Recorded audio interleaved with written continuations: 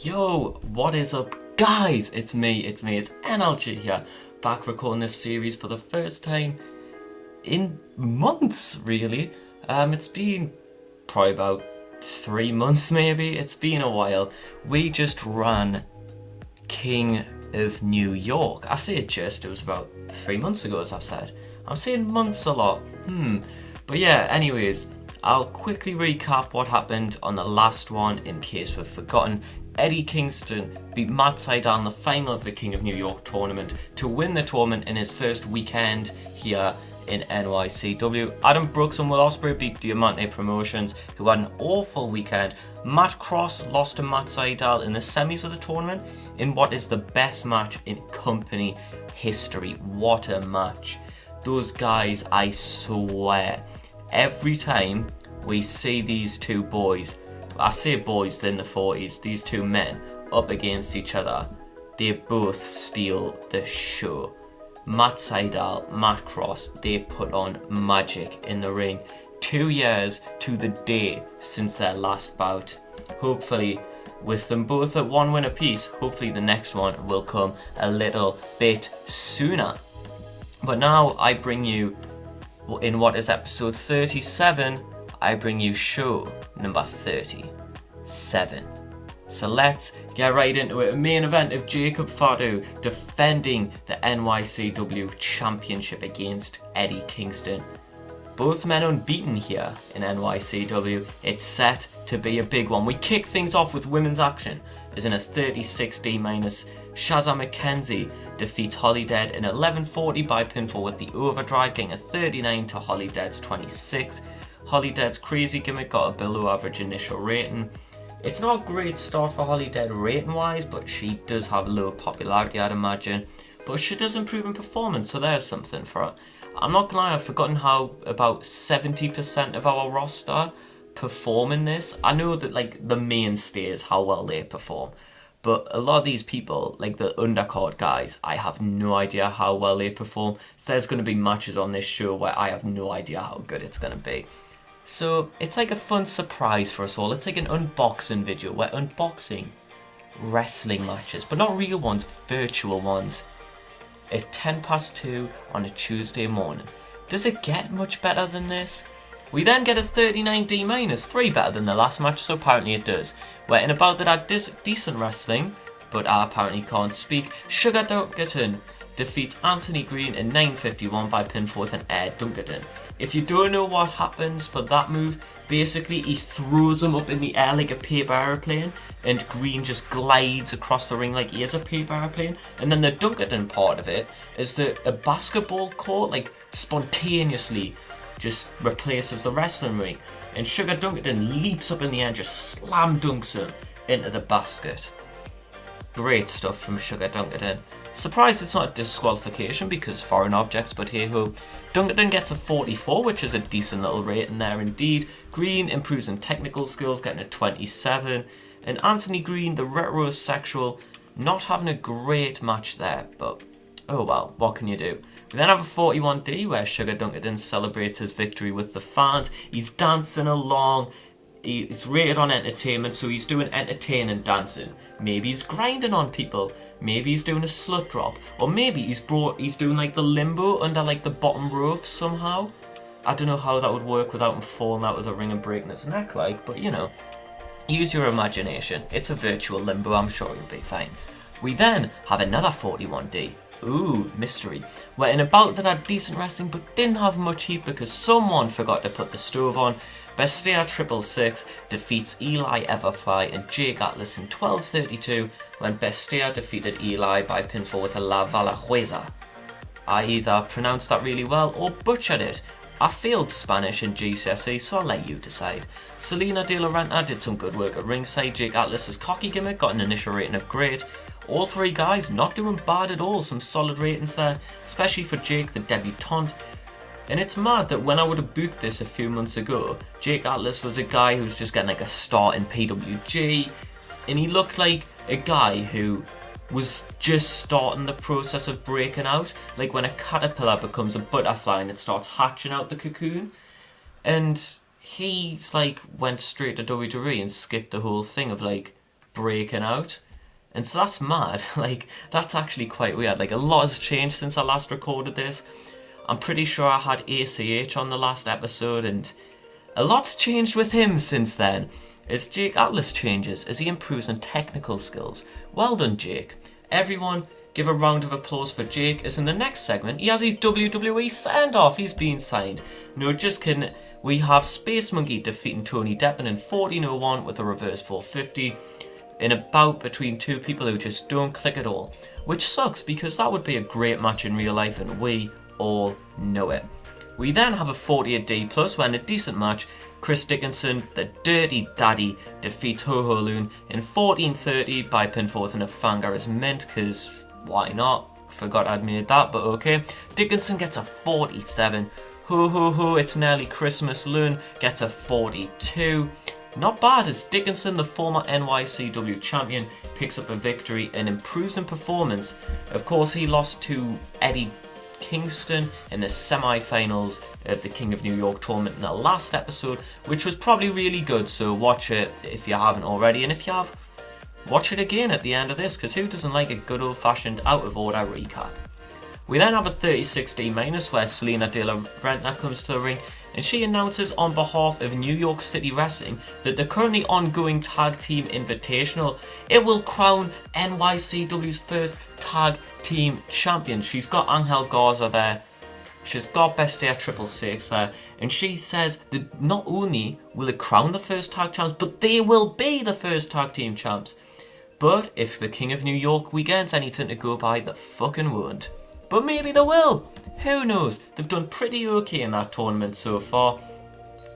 But yeah, a solid angle there. And Angel Garza, another guy where at the start of this save, he was a guy that people only really knew from a tiny bit of MLW and a bit of Impact when he had a bandana.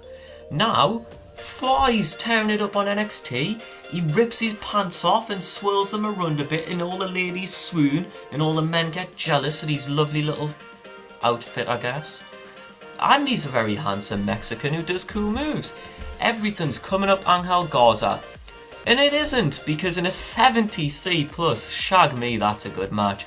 And about that had good wrestling and a decent reaction from the crowd, the King of New York 2022 runner-up and the 2021 victor, Reborn Matt Sydal, defeats Angel Garza and Matt Fitchett in 12:38, pinning Garza with the shooting star press. Sydal with a 73, Fitchett gets a 56, Garza with a 46. A magnificent bout, getting the crowd buzzing for the main event. What a match. Probably the second best match we've ever had, realistically. Is then in your main event of the evening, to borrow the catchphrase from one of the two buffers. I can't remember which one says what, but it is time.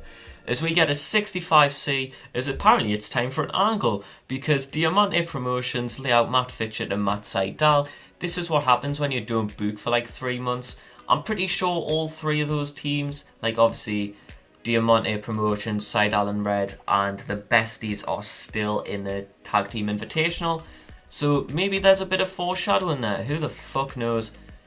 Oh, I think that was a triple threat with each guy representing one of the teams in the final of the tournament, actually. I checked the notepad up there, but it's also got spoilers for who wins, so like we're not doing that on episode. But anyways, I think it's now finally time for the main event, as in a 59C, in a good match, Jacob Fatu defeats Eddie Kingston in 17:49 with a moonsault to make defense numero 6, I think, of the heavyweight title. I don't know why I went foreign there. But yeah, Fatu and Kingston don't seem to click, which is really sad to see, but they both still get 54s, so they don't click, but yet they still pull off two of the best performances of the night. My, Miss American Pie, what a bloody show this has been. A 59C, increasing our popularity in one whole region because we've got absolutely no broadcasting deals.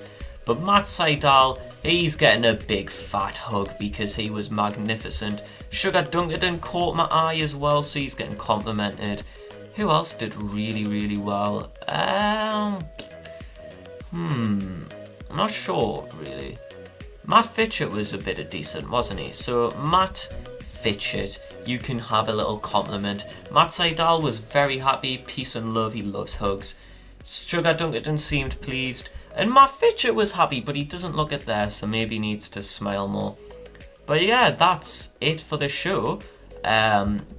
Usually I think I like wrap it up quite quickly. I can't remember, I've not done one of these in a while. But I kind of want to check out what's happening, because we are 3.5 years into this save, and I kind of want to know like what companies have died and stuff, because it's 3.5 years, and that's quite a while in TW. Like, I've not a save last this long since like I first got TW 2016. So like, this is mad. Like 3.5 years. A lot can change, and yet we're only small. We haven't rose more. AJPW. Oh, Daisuke Sakamoto's leaving. Ooh, how much would he cost though? 1,100. Yo, he's got popularity as well. Who wants to see Jacob Fatu versus Daisuke Sakamoto? Comment down below, because I'm telling you now, the answer to that question is fucking me. That match would be bang. I remember I saw Sakamoto against Keith Lee on the Evolve show during Mania weekend, like last year. I watched that on Fight TV. That was quite good. So yeah, I'm sure he'd do great against Fatu as well. And Keith Lee, fucking Survivor Series. Look at him getting cheered over Seth Rollins and big boy Roman Reigns. What a man!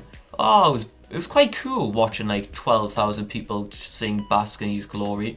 Go on, Big Keith. There's a guy I wish we could have fight Jacob Fatu. But yeah, so the next show will be Jacob Fatu defend the belt against someone probably, or the tag title match. I'm not sure. I'll be more prepared in the next episode. Financially, we've lost a bit of money in the last couple of months, but this month we've made 4.5 grand now. We've also saved money on work as well. Saved a lot of money compared to the last couple of months. Obviously, the last month was spent a lot through King of New York. What was the crowd size in this one? 760. Wow. We really are drawing big crowds, huh? But yeah, we'll have a look, see what companies are now deceased. Who are we holding the funeral for? AIW's dead. That's not their logo. I don't know why I went to look at the roster. They got bought out by WWE. AEW, I forgot about that. Oh, wow. They got bought out. Did WWE buy out everyone? God, imagine the WWE Network in 2022. It's got everyone's licenses. Defiant went bankrupt. Dragon Gate went bankrupt. Wow, Japan's going to be looking a little bit slim then. Some companies already gone. ICW went bankrupt. WWE didn't buy out them. Who else? MLW went. They would have been big competition for us actually. North went bankrupt. Oh, PWG, that's a bit sad, isn't it? But yeah, a lot of companies went bankrupt, and we'll see what WWE are now doing then. So they've got their 3 shows. They've got big prestige, which I refuse to believe that WWE has 99 prestige. But to be fair, they can't run Saudi Arabia on this. So Jey Uso is your WWE champion for a belt that for some reason doesn't have a picture. Sheamus was the last champ for a year and a bit. Aren't we getting treated in 2022? Epico won the Cruiserweight Championship, of course the best of the Colognes. Kurt Hawkins is Intercontinental Champion. What a dark timeline this is. Money in the Bank was won by both the Usos, Cesaro and Sheamus, so the Usos and the Bar.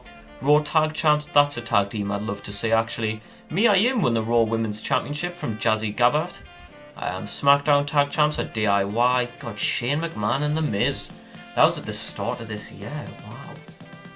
God, hands up if you blocked that out of your memory. Lacey Evans has been SmackDown Women's Champion for over a year.